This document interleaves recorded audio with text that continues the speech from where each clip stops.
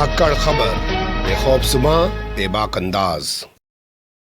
धाकड़ खबर के news room से मैं आपके साथ हूं अकरम रईस खान। पिछले कई दिनों से आप लोग लगातार देख ही रहे हैं कि पश्चिम उत्तर प्रदेश के मुजफ्फरनगर जिले में और शामली जिले में भारतीय जनता पार्टी के नेताओं का, कार्यकर्ताओं का लगातार जबरदस्त विरोध किया जा रहा है। एक और विरोध की तस्वीरें उभर रही हैं, जगह जगह होर्डिंग लगाए जा रहे हैं, उनके गांव में घुसने पर रोक लगाई जा रही है, नारेबाजी की जा रही है। तो दूसरी ओर तस्वीर आ रही है कि भारतीय जनता पार्टी के नेता, कार्यकर्ता जो है वो अपनी गुंडई पर उतर आए और किसानों पर हमला कर रहे हैं। सोरम में जब यह हंगामा हुआ तो उसके बाद मामला ज्यादा बड़ा हो गया। खबर प्रदेश स्तर की ही नहीं रही, नेशनल स्तर की बन गई। इस पूरे मामले को मीडिया ने खूब उछाला, जिसके बाद चौधरी अजीत सिंह जो मुजफ्फरनगर से 2019 का लोकसभा चुनाव लड़े थे और इस पूरे इलाके में एक जमाने में वही जाट नेता के तौर पर स्थापित थे। यह अलग बात है कि भाजपा ने उनकी जमीन खत्म कर दी और अपने अंदर ही कई सारे जाट नेता पैदा कर दिए, जस्ट लाइक संजीव बालियान जो आज मंत्री बने बैठे हैं सिर्फ इसी बात के दम पर कि उन्होंने चौधरी अजीत सिंह को 2019 में हरा दिया। वरना आप देखिए 2014 में मंत्री बनाए गए बागपत से सांसद सतपाल सिंह को दोबारा से मंत्री नहीं बनाया गया 2019 में जीतने के बाद भी, क्योंकि उन्होंने ऐसा कोई कारनामा नहीं किया। अजीत सिंह सोरम पहुंच गए, वहां उन्होंने पंचायत कर दी।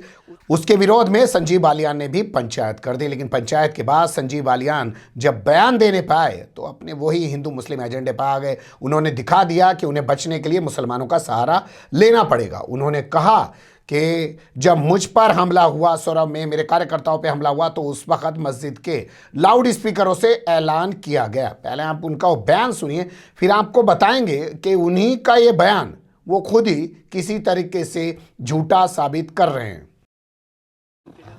लोकदल के नेता मौजूद थे, वहीं पे बड़े नेता जो 26 जनवरी की घटना में लाल किले में थे वो वहाँ मौजूद थे। मेरे निकलते ही हाथापाई हुई, वे लोगों ने आके नारे लगाए, लोगों ने उनको भगाया। उसके बाद मस्जिदों से अनाउंसमेंट हुआ सोरम कि संजीव बालियान के विरोध में इकट्ठा हो जाओ। ये 2013 की घटनाओं की तरफ इस मुजफ्फर को मत लेकर जाइए।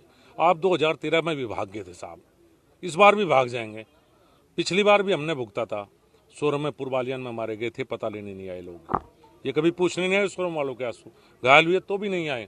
उससे पहले पिटाई हुई, फर्जी मुकदमे दर्ज हुए, सोरम में लोग नहीं आए। आज संजीव बालियान के विरोध में सोरम याद आया। फिर कल कोई घटना होगी, आप लोग भड़का के जाओगे, फिर ये लोग नहीं आएंगे। मेरा अपने लोगों से निवेदन है, ये मेरे अपने हैं, कोई भी हो मेरे अपना है, इनके बहकाए में मत आइए।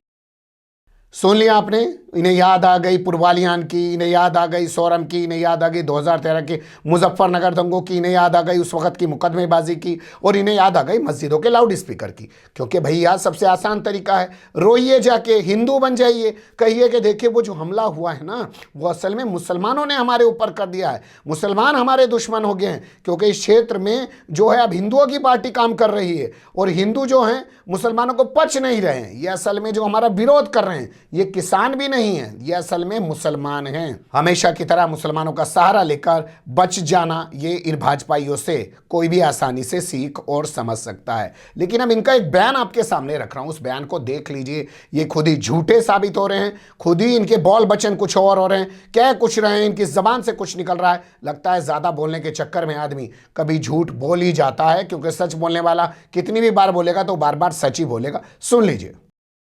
मैं तो कल राजवीर सिंह जी की 13वीं में था, तो एक पार्टी के राष्ट्रीय लोकदल के 5-6 कार्यकर्ता आए, वहाँ कुछ नारेबाजी हो की, वहाँ धक्का मुक्की हुई और वे चले गए।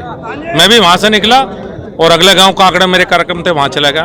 उसके बाद उसको एक मुद्दा बना दिया गया, एक पार्टी के द्वारा मुद्दा बना के एक तरह से तोड़ फोड़ का प्रयास, इस समाज को तोड़ने का काम कर रहे हैं लोग। मैं तो कल राजवीर सिंह जी की 13वीं में था, तो एक पार्टी के राष्ट्रीय लोकदल के 5-6 कार्यकर्ता आए, वहाँ कुछ नारेबाजी हो की, वहाँ धक्का मुक्की हुई और वे चले गए। मैं भी वहाँ से निकला और अगले गांव का आंकड़ा मेरे कार्यक्रम थे, वहाँ चला गया। उसके बाद उसको एक मुद्दा बना दिया गया, एक पार्टी के द्वारा मुद्दा बना के एक तरह से तोड़ फोड़ का प्रयास, इस समाज को तोड़ने का काम कर रहे हैं लोग। ध्यान से सुना कि नहीं सुना? नहीं सुना तो मैं ध्यान दिला देता हूं। पहले बयान में कह रहे हैं कि मस्जिदों से ऐलान हुआ, फिर उसके बाद भीड़ इकट्ठा हो गई और उन्होंने हमला कर दिया। लेकिन दूसरे बयान में कह रहे हैं कि 4-5 लोग आरएलडी के थे, मेरे ही भाई थे, मैं उनको भी मना लूंगा, ये कर लूंगा। यहाँ 4-5 लोग बता रहे हैं और वहाँ कह रहे हैं कि मस्जिद से लाउड स्पीकर से ऐलान हुआ और उन्होंने हमला कर दिया। ये कहना क्या चाह रहे हैं? या तो ये बताइए कि 4-5 लोग थे, या ये बताइए कि सैकड़ों लोग थे, या ये बताइए कि सैकड़ों लोग जो इकट्ठे हुए थे वो मस्जिद से ऐलान के बाद इकट्ठे हुए थे। ये तमाम चीज़ें इनके बयानों को खुद ही विरोधाभासी साबित कर रही हैं। बाकी आप लोग समझदार हैं। छोटी सी खबर उभर रही थी, मुझे लगा कि आपके सामने रखा जाए। वैसे तो नंगा नाच रोजाना इन लोगों का चलता ही है, नफरत फैलाने के अलावा इनको कुछ आता नहीं है। मुजफ्फरनगर दंगे के इन पे भी आरोप हैं, लेकिन सत्ता में योगी सरकार जैसे ही आई तमाम मुकदमे इनसे हटा दिए गए। संगीत सोम से हटा गए, सुरेश राणा और तमाम जितने भी दंगाई थे भाजपा के, खुद आदित्यनाथ योगी ने अपने ऊपर से भी मुकदमे खत्म कर दिए। उसी क्रम में इनसे भी मुकदमे हटाए जा रहे हैं, कुछ हटाए जा चुके हैं। लेकिन इनका इस किसान आंदोलन के बीच मुसलमानों को खींच कर लाना साफ दिखा रहा है कि 2013 के बाद जो नफरतें इन लोगों ने बढ़ा दी थी जाटों के और मुसलमानों के और यहाँ बसे हुए हिंदुओं के बीच, वो ख़त्म हो रही है और फिर से जाट, मुसलमान और जितना ओबीसी और एससी तबका है वो साथ आ रहा है। तो इनकी चिंताएं बढ़ना तो लाजमी है। इनकी तो दुकान बंद हो जाएगी। असल चिंता इनकी वही है और उसी के चलते हेडक्वार्टर में अमित शाह ने इनको मंत्र दिया कि जाइए जाटों को एहसास कराइए कि मुसलमानों के साथ खड़े होकर नहीं दिखना है मंच पर, और उसकी जिम्मेदारी इन्होंने उठा ली। अपने घर पे पंचायत करने के बाद निकल पड़े, लेकिन अब जब विरोध हो रहा है तो आ गए अपनी असलियत दिखाने पर और बता दिया कि जो है मस्जिद से लाउड स्पीकर करके मुझ पे हमला कराया जा रहा है। हालांकि कोई पहली बार नहीं है जो इस तरीके से इन्होंने अपना चरित्र वर्णन किया है।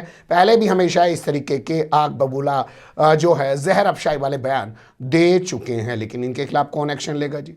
सत्ता में ऊपर से नीचे तक, पार्षद से लेकर प्रधानमंत्री तक यही लोग बैठे हैं, ये कुछ भी कह सकते हैं। लेकिन बौखलाहट साफ दिखा रही है, वो नोट कर लीजिए। वो ये कह रही है कि तस्वीर अब बदल रही है।